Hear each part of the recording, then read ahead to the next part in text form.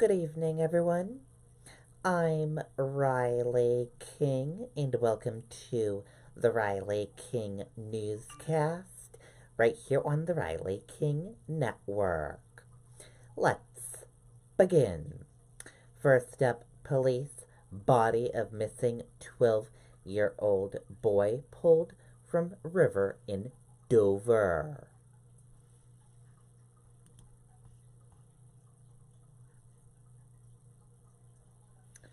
The body of a missing boy was pulled from the Belle Aime River in Dover on Friday.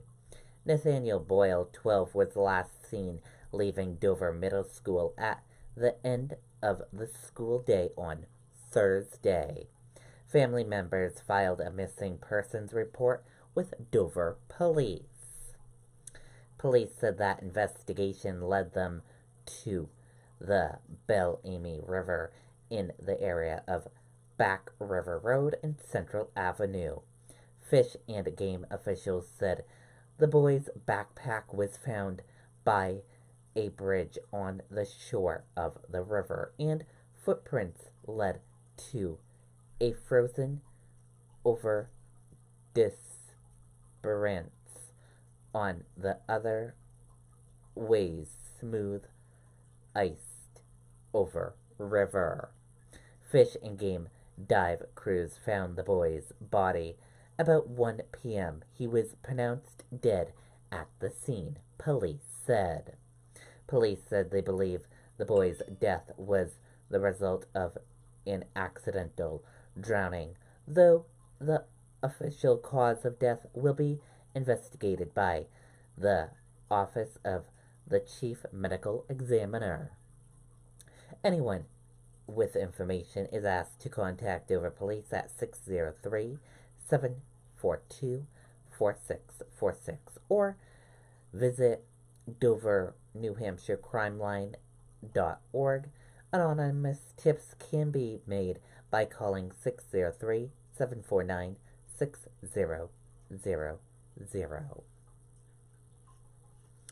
We will keep updated on this story as it develops. Batteries missing from carbon monoxide alarm in home where couple died, officials say.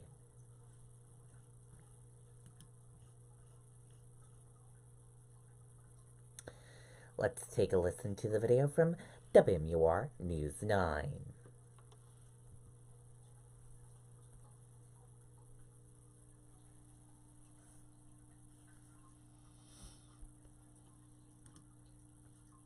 Well, an update now on a story we've been following out of Lyman. The two people found dead inside this home have now been identified.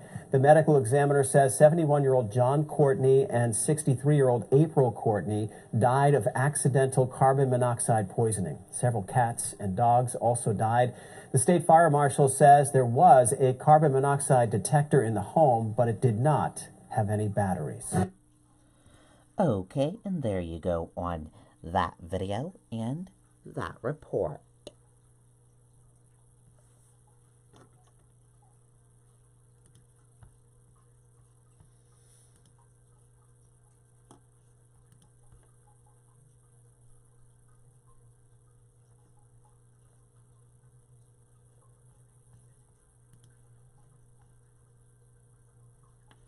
Casino company purchases Seabrook Greyhound Park.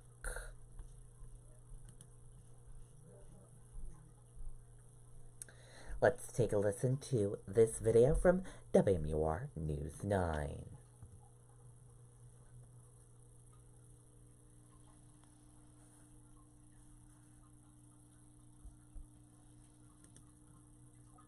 Greyhound Park has new owners. Eureka Casino Resort, based in Nevada, says it wants to turn the property into a premier entertainment destination. The company is led by two men with ties to New Hampshire. The Seabrook Greyhound Park opened in 1973. Since live dog racing ended more than a decade ago, it has hosted a charity casino, poker room, and off-track betting. Okay, and there you go on that video and that report.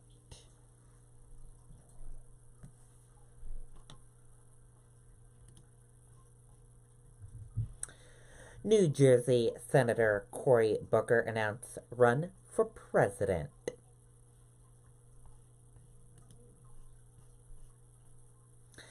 Democrat to return to New Hampshire in 2 weeks on President's Day weekend for campaign swing. Senator Cory Booker of New Jersey made it official Friday that he's a candidate for president in 2020, saying Americans are better when we help each other. The announcement by the 49-year-old Democrat was not unexpected because he has been traveling throughout the country, including the early voting states, for several months, speaking about issues and last year helping congressional candidates. Booker last visited First in the Nation, New Hampshire on December 8th and plans to return as an official presidential candidate in 2 weeks during President's Day weekend.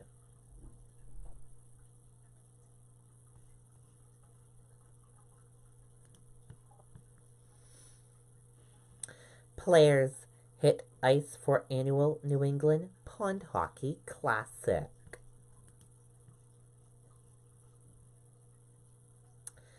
Let's take a listen to this video from WMUR News 9, Ray Brewer.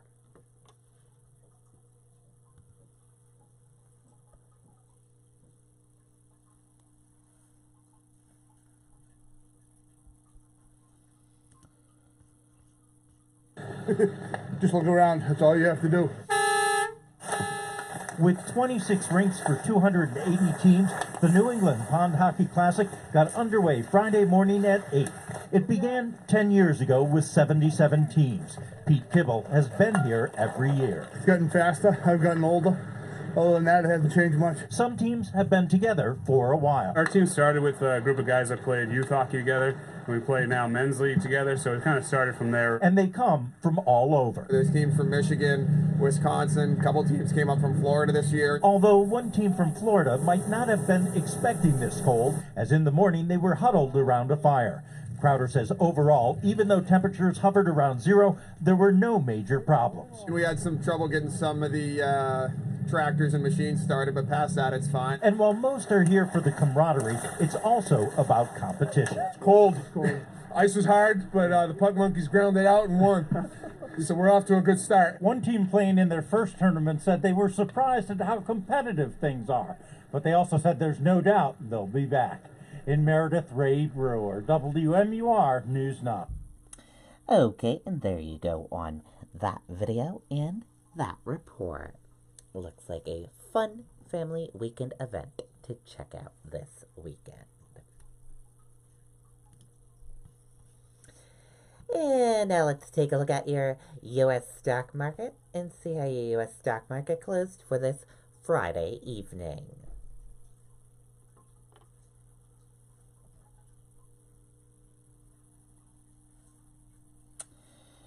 And here's a look at your U.S. stock market for this Friday evening. Your Dow Jones Industrial Average closed in the green, it went up. Your Nasdaq closed in the red, it went down. S&P 500 closed in the green, it went up. Gold closed in the red, it went down. Oil closed in the green, it went up. U.S. 10-year closed in the green, it went up. Euro/USD closed flat. And VX closed in the red, it went down.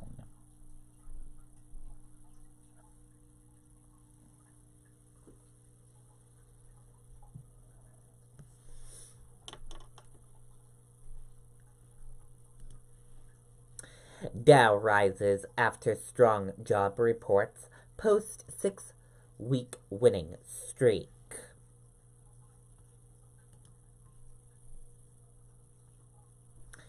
Dow Jones Industrial Average posted slight gains on Friday after the U.S. government released jobs growth data that easily beat expectations.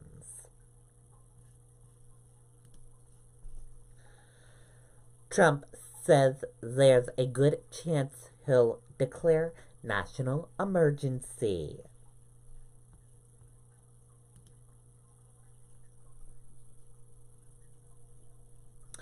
President Donald Trump said Friday there's a good chance he'll ultimately declare a national emergency to get money to pay for his proposed border wall, continuing to strike a pragmatic tone that congressional negotiators will reach a legislative deal to fund a southern barrier.